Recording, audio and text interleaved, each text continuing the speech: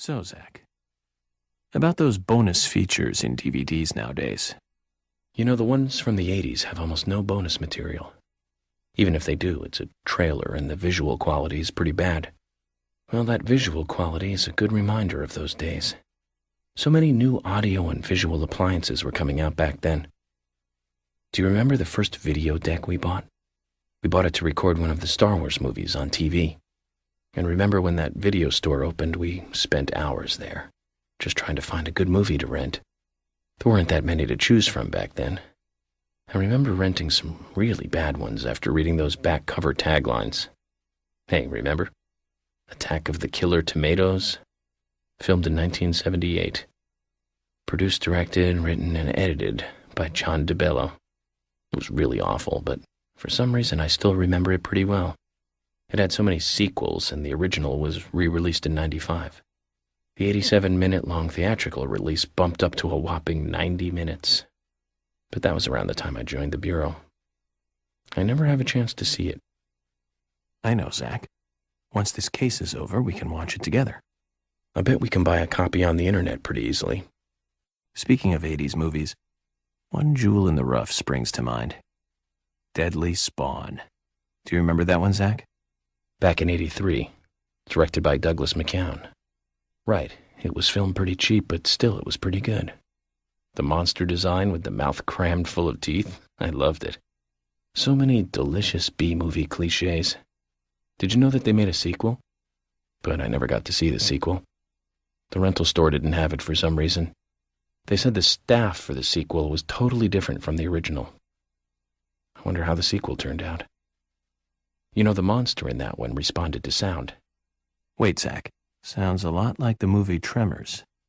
I think that one was back in '89, directed by Ron Underwood. Now that was a great role for Kevin Bacon. Masterpiece. Zach, that one had sequels like crazy. I remember there was a fourth one. I've only seen the first one, though. Tremors. I think Fred Ward was in it. You say Fred Ward, and I say Remo Williams, The Adventure Begins. That one was back in '85, I think, directed by Guy Hamilton. Guess Hamilton was aiming to start a series like 007, but it had no sequels. A real shame. Do you remember the martial arts they used in that film? Called Senanju? The ultimate in martial arts, using no weapons at all. Remo's Master Chun ran across water, remember? And he loved soap operas. Man, that was a good character. He was played by Joel Grey, the best supporting actor in Cabaret. Of course, in Remo, he had so much makeup on you couldn't tell. Now, Joel Grey's daughter is, of course... That's right, Jennifer Grey. You knew that, right, Zach? Jennifer Grey. She's in one of my most favorite movies, Ferris Bueller's Day Off, 1986, directed by John Hughes. That one was so 80s.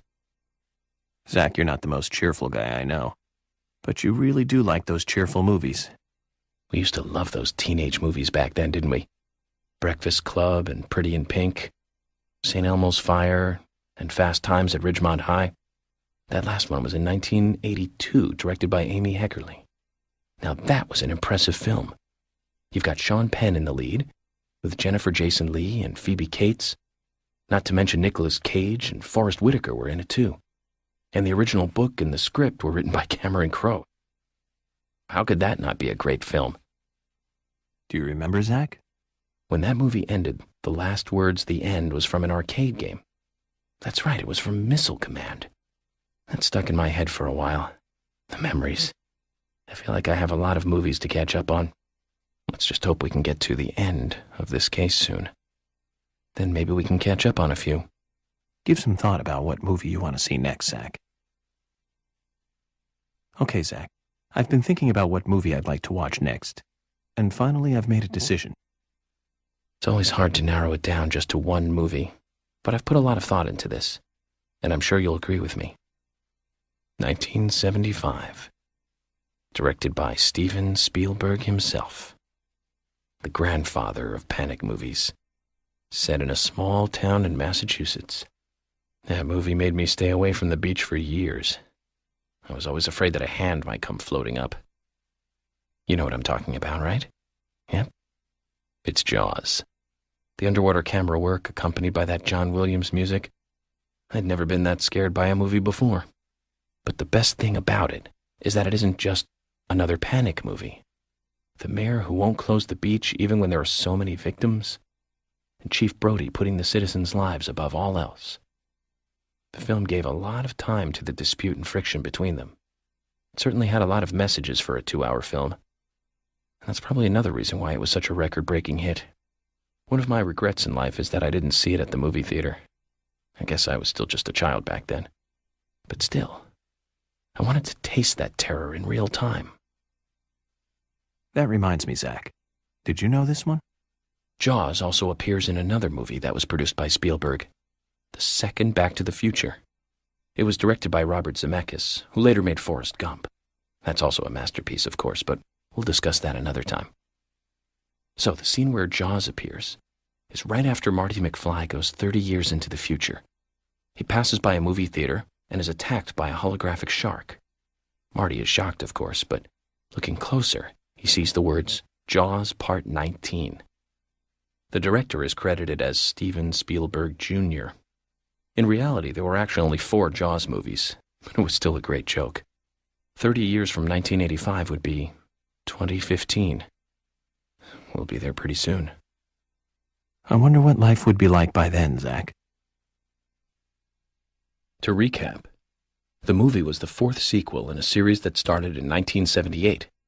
That's right, Zach. It was Superman 4, The Quest for Peace. Lex Luthor was back. It was played by Gene Hackman. That alone made it a must for all us fans. I don't remember much more about it, though. I'm sure there was more trivia about it. Still, forget 4. Richard Donner directing 1 and 2. Now those 2 were great movies. Christopher Reeve really shined as Superman. Actually, Zach, I've got a confession to make. Promise not to tell anyone because I'd be really embarrassed. I actually liked the first 2 Superman movies more than the first 2 Star Wars movies. I think John Williams did a better job with the theme song for Superman. But whenever I try to hum it, it always turns into the Star Wars song somewhere along the way. I know it's strange, Zach. I know. So, Zach, which Richard Donner film do you like the best? No need to hurry. Take some time and think it over. I went to see every Richard Donner movie on the day they premiered. Every single one. Goonies, Lost Boys, the Lethal Weapon series, but my favorite has to be Lady Hawk. That was back in 1985, the same year as Goonies. Both Rutger Hauer and Michelle Pfeiffer really shine in that one. But more than anything, it's the story setting that was really good. A love story about a cursed knight that changes into a wolf at night, and a cursed maiden that changes into a hawk during the day. Very romantic. Don't you think so, Zach? They can only be together at dusk, right between day and night. Together as humans for only a brief moment. Perfect setting for a fantasy movie. I just had a thought, Zach. I really like those movies that have women changing into animals. Can you tell which movie I just remembered? That's right, Zach. With Nastasia Kinski in the lead role. Now, that was a fantastic movie. But I better concentrate on driving. We'll finish this later. We have Nastasia Kinski in the lead role and Paul Schrader directing, back in 1981. That's right, Zach. Cat People. About a woman who turns into a leopard when she falls in love, and then eats the person she loves. I thought it was romantic. Real romance right there, Zach. Nastasia was perfect for that role. Casting her made that movie a success. Malcolm McDowell as her brother was also a good call. He's like a panther even without any of that special Hollywood makeup. Now the name Malcolm McDowell rings another bell. You know the movie I'm talking about, right, Zach? Don't tell me you're thinking about Clockwork Orange. Malcolm McDowell, come on, it's pretty obvious. Blue Thunder. Came out in 1983, was directed by John Badham. Malcolm plays the bad guy in that one. He just totally outshines the hero, Roy Scheider. At least I think so. I have to say, not many people agree with me about Blue Thunder. Zach, if you disagree with any of my opinions about movies, just come out and speak your mind, okay? Just Speak your mind.